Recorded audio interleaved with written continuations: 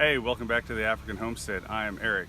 Today I'm going to show you how to make my version of manure tea.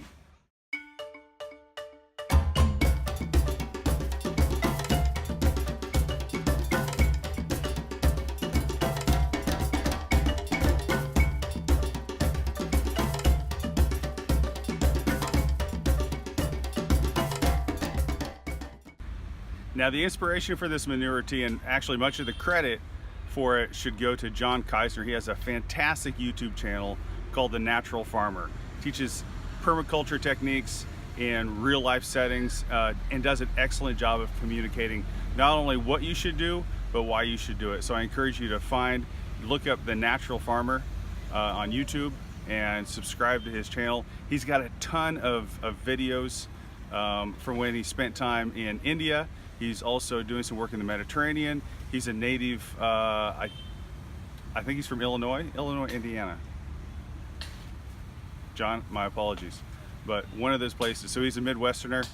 So as we get into this, you'll notice that the recipe in many ways is similar to making compost tea, but in some ways it's different. So it's those details that are critically important when it comes to manure tea. The first thing we start off with is have some manure here. It's probably 90% rabbit manure, and then the rest of it, the balance of it, was going to be goat manure and a small amount of chicken manure. As you know, with rabbit manure and goat manure, that can be put directly on the plants in the garden, and so you don't have an issue with it being too hot. You don't have an issue with the pathogens. But with chicken manure, that's different. And so since I have some here, we definitely want to follow this process as you would with other manures that carry pathogens. Whether you're using cow manure, fresh cow manure, if you're using fresh pig manure, you want to follow this process closely to take care of those pathogens, make it safe, and then make it to where it can be put directly on the plants. So as with the compost tea, you want to start off by filling the bucket about 1/3 of the way full of manure. So just dump that in here.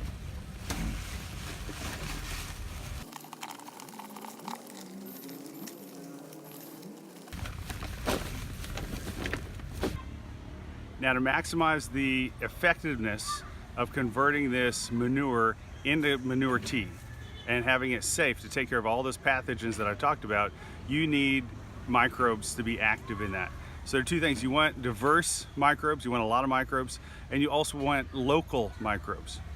So as you know, compost is full of microbiological activity, and so to get that kind of jump started here, it doesn't take much. Just take a handful of that, and that's going to provide millions and millions of little bugs who are going to be eating away at the manure and getting it converted into something useful in the garden.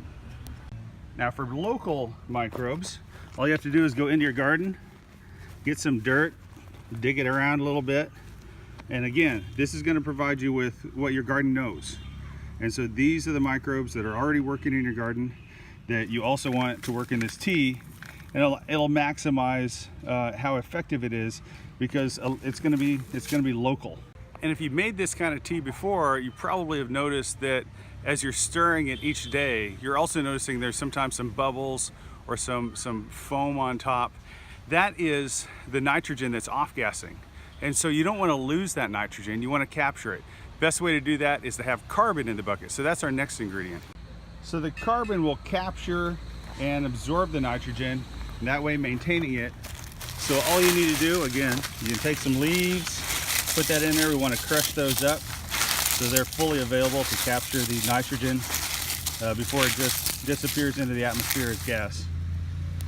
If you have wood shavings available, that also is a nice carbon that you can just incorporate in that mixture too.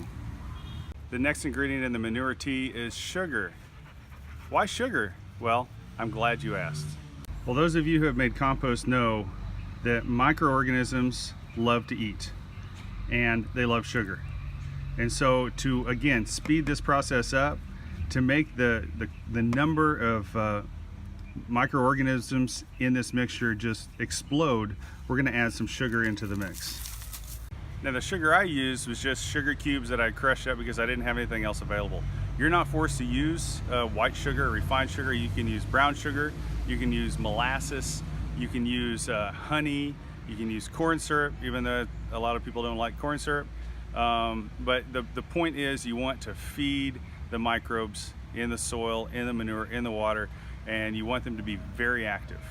Now the last ingredient is water. I'm using rainwater that I've harvested from our roof.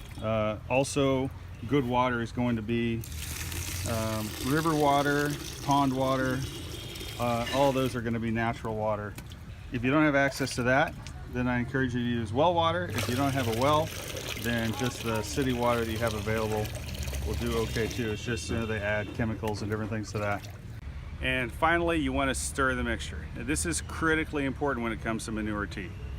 With the compost tea, you can stir it once or twice a day. Mostly, you want to keep aerating it. But since compost is already broken down, most of it's steeping, and you just don't want it to stink. With manure tea, it's important to keep the microbial life active and eating. You want those animals converting all of this manure. You have the carbon in there to capture the nitrogen. You want to maximize this potential in the manure tea. To do that, you need to keep it aerated. You want that aerobic action happening, so you need to stir it 3 times a day. I'm going to put something on the calendar on my phone as a reminder so I don't forget about it. But 3 times a day for 3 days. So I've done after 3 days, it's finished. It's ready to go on the garden. And it's the same way as before, where you dilute it in a 10-to-1 ratio, you put it directly on the plants.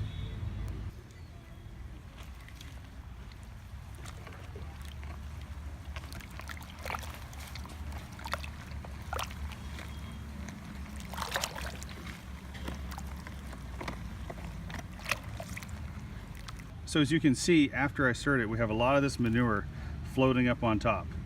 And so I'll be curious to see, this is my first time making manure tea with the rabbit droppings and goat droppings. And so I'll be curious to see if this stuff ends up soaking in, breaking down, falling to the bottom of the bucket.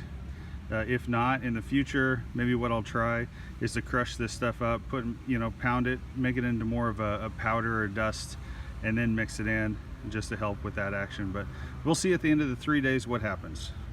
So what are the differences between compost tea and manure tea? I think the main difference is that your compost tea is going to be more of a balanced tea because it comes from compost. It's going to be used in a variety of ways. That's going to be your general purpose liquid fertilizer. It's very good. You can use it on the younger plants. It's not going to be as high in nitrogen, and so on younger plants like tomatoes and others that haven't started fruiting yet, it'll give a good balanced nutrition without the spurt of growth that the high nitrogen causes. Now with manure tea, this is where you're going to get the nitrogen boost. This is going to be higher in nitrogen because it is a manure tea. So that's going to be used on your heavy feeders.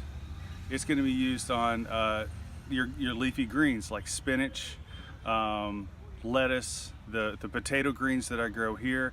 It's going to be used on corn. Those heavy feeders will really benefit from the high nitrogen, but it also provides other nutrients in addition to that.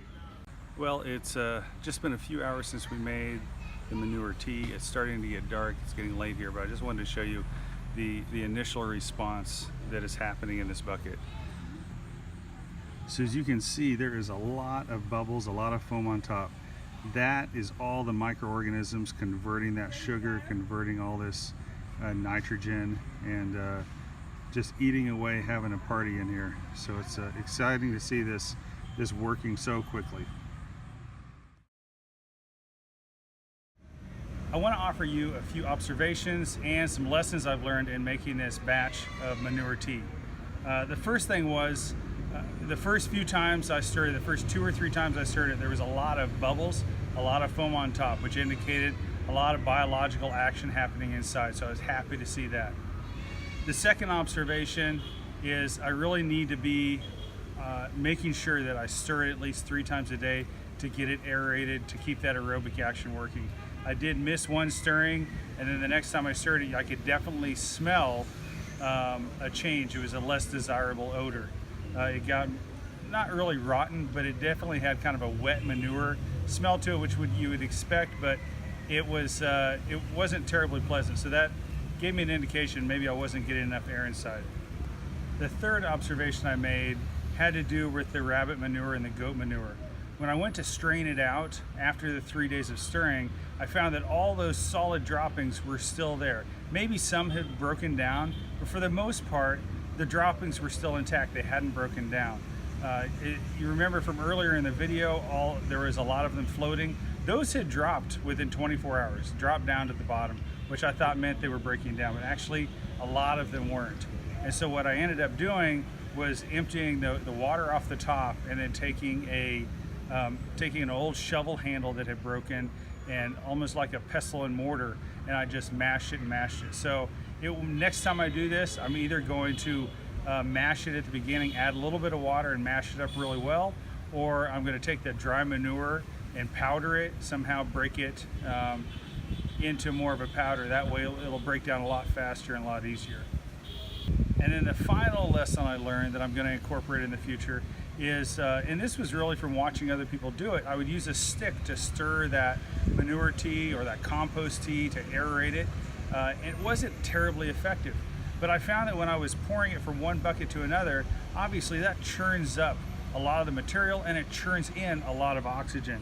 And so what I'm going to do in the future is go from bucket to bucket, back and forth maybe 4 times to get a lot of oxygen and get all the material churned up really well. I think that's going to do a lot better job of oxygenating the water and keeping that biological, keeping that aerobic action working. So that is how you make manure tea. I'd love for you to try it out. Give me your feedback. What do you think? How does it affect your garden? I'm going to be trying it out in mine. This is new for me too. And so I'm going to try it out on those nitrogen loving plants. I really expect them to take off and respond in a positive way. So leave your comments below. If you have any ideas on things I could change, what I could do to improve the mixture, just leave the comments below. I encourage you to subscribe and also share this page so other people can join us in this learning process.